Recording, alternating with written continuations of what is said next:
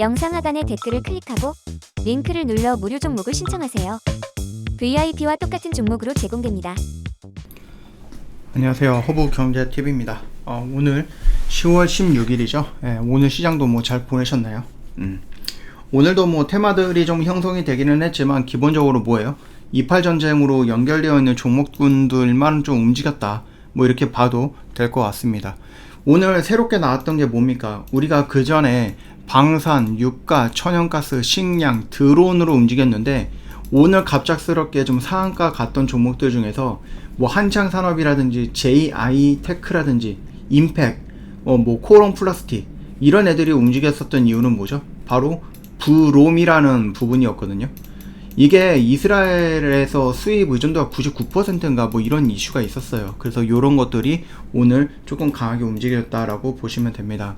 자, 그래서 일단은요, 우리가 좀 뉴스를 좀 종합을 해보면은 이거는 어저께도 나왔던 뉴스이기 때문에 그렇게 중요하지는 않을 것 같다라고 보셔도 지금 계속해서 뭐예요?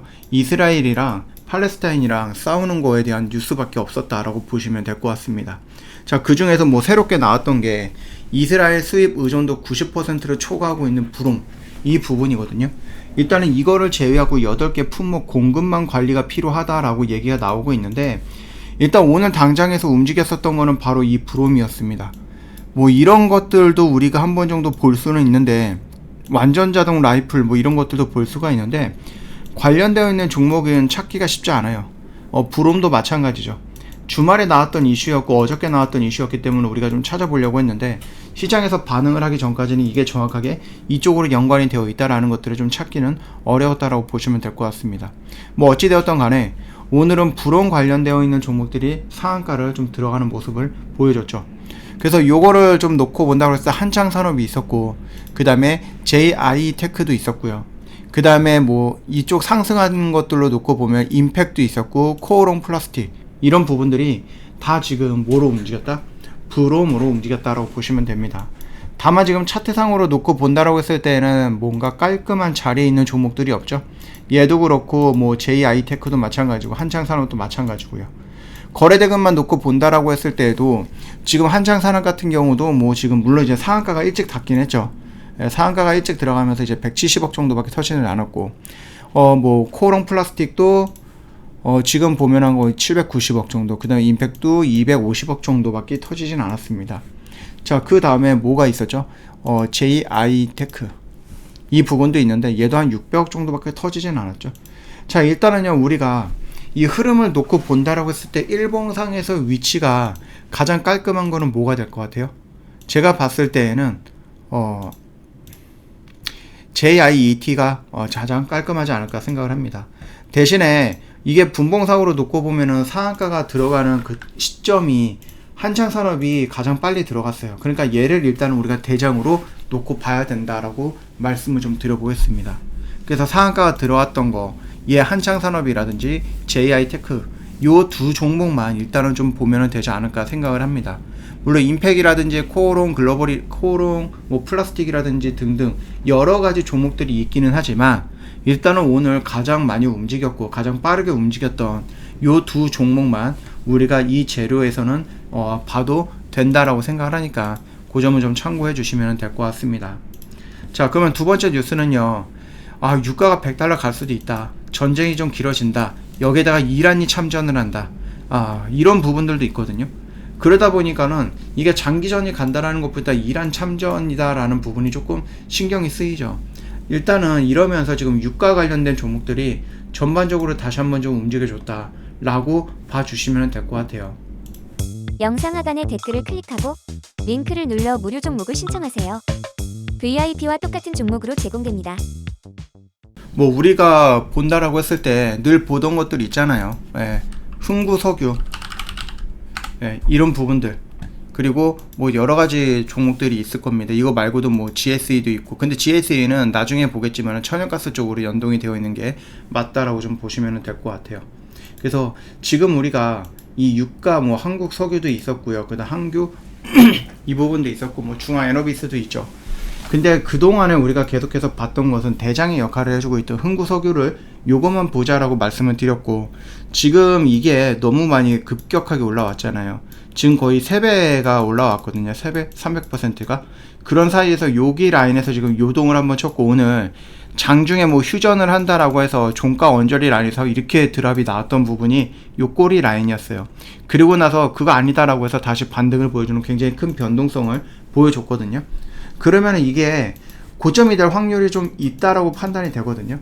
그래서 일단은 흥구석유라든지 이런 것들 조금 조심스러운 게 어떨까라고 생각을 합니다. 물론 대장이 이렇게 밀려 내려갔을 때 2등주, 3등주 애들이 대장을 체인지하면서 얘가 끌어올릴 수도 있고 얘가 조정을 받을 수도 있는 거거든요. 그렇기 때문에 우리가 지금 당장에서는 흥구석유만 보는 것은 아니고 다른 것들도 조금 봐야 되지 않을까 생각을 합니다. 오늘 국제 유가 급등을 해서 정유 가격이 올라간다 막 이런 식으로 해서 움직였었던 게 이 큐로홀딩스라는 종목이 새롭게 움직였거든요. 이 큐로홀딩스가 상한가가 지금 진입이 되어 있는데, 얘가 큐로컴 에너지가 가스전 개발 투자 사실이 부각이 되면서 상승을 좀 보여줬다라고 보시면 됩니다. 근데 일단은 얘가 지금 보시면은요, 투자주의 상한가 잔량 상위 종목이잖아요. 그러다 동전주잖아요. 그러면 우리가 이런 것들을 볼 필요 없어요. 뜬금없이 튀어나오는 이런 거 말고 우리가 계속해서 보고 있었던 것들, 흥구석유, 한국석유, 중앙에너비스라든지 한국 엠코 뭐 유전인가요? 예, 요것도 같이 한번 보면 되는데, 얘도 일단은 뭐 동전주이기 때문에 또 여기 갇혀있는 상태이기 때문에 굳이 얘를 볼 필요는 없겠다라고 보면 됩니다. 그리고 뭐 극동유화도 오늘 움직였거든요. 극동유화. 근데 얘도 지금 여기에서 좀 갇혀있는 모습이다 보니까 우리가 좀 접근을 한다라고 했을 때 한국석유라든지 아니면 흥국석유 한 요 정도까지만 좀 보면 되지 않을까 라고 생각을 합니다. 중앙에너비스도 있기는 한데 얘는 조금 약한 것 같아요. 그래서 만약에 내가 흥구가 지금 너무 높이 올라가 있기 때문에 부담이 된다, 겁이 난다라고 했을 때는 한국까지 한번 좀 보시는 것도 괜찮을 것 같다. 대신에 눌리는 구간을 접근을 한다라고 했을 땐 차라리 뭐 대장을 하는 게 맞겠죠. 높이 있던 간에 대장을 하는 게 맞지 않을까라고 생각을 합니다. 그래서 이것도 한번 좀 보시면 될 것 같고, 세 번째 뉴스 같은 경우는 천연가스예요. 우리가 천연가스는 GSE 대성에너지 딱 요것만 보면 된다고 했는데 대성에너지가 오늘 상한가가 들어가 버렸네요. 자, 천연가스 중동전쟁 일주일 새에 무려 45%나 급등을 했다고 합니다. 중국의 천연가스, 유럽의 천연가스 가격대가. 그러면서 오늘 천연가스가 대장이 뭐 GSE라든지 아니면은 대성에너지라든지 지금 왔다 갔다 한다라고 했기 때문에 우리가 천연가스를 보면은 그 두 종목만 보면 된다라고 말씀을 드렸다. 다른 종목 볼 필요 없고, 그래서 GSE가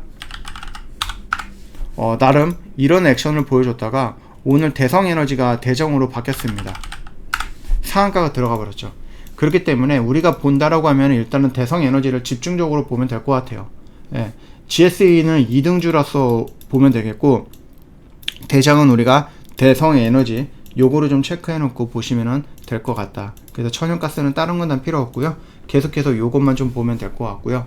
뭐 오늘 보니까는 GS 글로벌, 얘도 GS 글로벌도 움직이긴 했는데 뭐 굳이 일봉상의 위치도 그렇게 좋지는 않고 거래대금도 510억 정도밖에 터지지 않았기 때문에 얘를 들어갈 필요는 없을 것 같다라고 생각을 합니다. 그 대성에너지가 움직이다 보니까 대성홀딩스가 움직였고, 대성 뭐 산업? 대성산업도 움직이긴 했는데 굳이 볼 필요가 없는 차트들이죠. 거래량이죠. 거래대금이죠. 그렇기 때문에 우리가 볼 것은 그 정도만 보시면 됩니다. 자, 그리고 이거는 예전에 어저께도 나왔던 부분이었는데 GS그룹이 베트남 해저산업 진출 소식, 이거를 연속 강세를 보인다라고 나와 있어요. 그래서 우리가 GS 전선 아시아라든지 GS 네트워크스를 좀 보면 된다라고 말씀을 드렸죠. 일단 네트워크스 같은 경우는 연상이 들어갔습니다. 상한가가 2번이 들어가 버렸거든요. 그렇기 때문에 요것도 조금 강하구나 라고 볼 수가 있을 것 같고, 일단 LS전선 아시아는 거래대금으로 놓고 보면은 이거 얘가 저기 할 수는 없죠. 거의 4배가 차이가 나니까. 대신에 얘는 상한가가 들어갔고 전선 아시아는 상한가가 못 들어갔고, 그렇기 때문에 이거는 두 개를 좀 같이 보면 되지 않을까 싶습니다. 예, 두 개를 좀 같이 보고 내가 비교를 하는 거예요. 나는 여기에 오면 사야지 라고 했는데 둘 중에 늦게 떨어지는 거 이해가 되시나요? 늦게 떨어지는 것들을 중요하게 좀 보시면 되지 않을까. 아니면 나는 조금 공격적이다라고 하면은 빨리 떨어지는 것들을 봐도 되겠죠. 왜냐면은 늦게 떨어지는 거는 동일한 하락폭이 나오지는 않을 거예요. 내가 여기 라인을 기다렸다 그러면은 약한 애가 먼저 올 수도 있고, 근데 강한 애를 기다린다 그러면 여기까지 오지 않고 이렇게 올라갈 수도 있기 때문에 그것만 좀 참고하시면 되겠고, 뭐 어찌되었던 간에 LS 그룹이다라고 하면은 우리가 네트웍스랑 전선 아시아 요 정도만 보면 될 것 같고, 이게 LS 마린 솔루션이라고 해서 얘도 움직임이 있기는 한데요. 얘는 좀 약합니다. 굳이 볼 필요 없어요. 4,400억 정도, 4천억이 이상이 터졌던 종목이 있고 1,000억 이상이 터졌던 종목이 있는데 굳이 170억짜리를 볼 필요는 없다라고 생각을 하시면 될 것 같아요. 자, 그리고 오늘 방산 관련된 종목들이 조금 움직이긴 했는데 이 방산이 휴니드가 움직였어요. 휴니드가 움직였고 이게 시간으로 상한가가 들어갔어요. 이게 장 막판에 여기서 떨어졌던 게 뭐예요? 그 일시 휴전인가요? 그 이슈가 나오면서 지금 다투매가 나왔다가 반등이 나와서 VI가 걸렸고, 그 다음에 장 마감하고 나서 VI가 걸렸습니다. 상한가가 들어갔다는 얘기죠. 그래서 휴니드 정도 좀 보면 될 것 같고, 우리 방산하면은 뭐 빅텍이라든지 아니면은 뭐 대성 파인텍인가요? 대선 하이텍. 이런 것들도 같이 보면 된다라고 좀 말씀을 드렸습니다. 우리가 어저께까지만 해도 우리가 빅텍이라든지 대성 하이텍 요 딱 두 종목을 보고 있었는데 오늘 또 휴니드가 반등을 해줬고요. 그 다음에 이게 아마 DTNC인가요? 이것도 움직였어요. DTNC도 움직이는 모습이 연출되었거든요. 근데 얘는 일단은 뭐 분봉상 일봉상에서 위치도 아직까지는 저항 구간이 많이 있고 좀 갇혀있는 모습이 연출되는 모습이기 때문에 굳이 이런 거를 볼 필요는 없을 것 같고, 우리가 좀 만약에 본다라고 했을 때는 일단은 빅텍이라는 대장을 놓고 보면서 최근에 움직였던, 다시 한번 세팅이 되면서 움직였던 휴니드 최근 종목이죠. 새로운 종목. 그래서 요거까지 한번 좀 보면 되겠다라고 봐주시면 될 것 같습니다. 그래서 오늘 뭐 일단은 수입 의존도 브롬이라든지 이런 것들, 그 다음에 유가, 천연가스, 그 다음에 나오지는 않았지만 여기서 방산 관련해서 새로운 종목들, 뭐 휴니드, DTNC가 나오긴 했는데 DTNC는 볼 필요 없고 차라리 볼 거면 휴니드를 보자. 그리고 전통적으로 움직였었던 빅텍, 이거 정도까지만 좀 보면 되겠다. 천연가스는 뭐 다른 것들을 볼 필요는 없고, 대성에너지와 어떤 종목이죠? GSE라는 종목이 있었는데 둘 다 대장의 역할을 충분히 해줄 수 있는 종목이기 때문에 요거는 같이 세트로 한번 보자라고 했는데, 오늘 대성에너지가 상한가를 들어가면서 얘가 대장으로 넘어왔다 라는 부분 참고하시면 되겠습니다. 자, 그 다음에 이제 유가 관련해서도 볼 건데, 뭐 여전히 우리가 볼 수 있는 종목은 한정되어 있죠.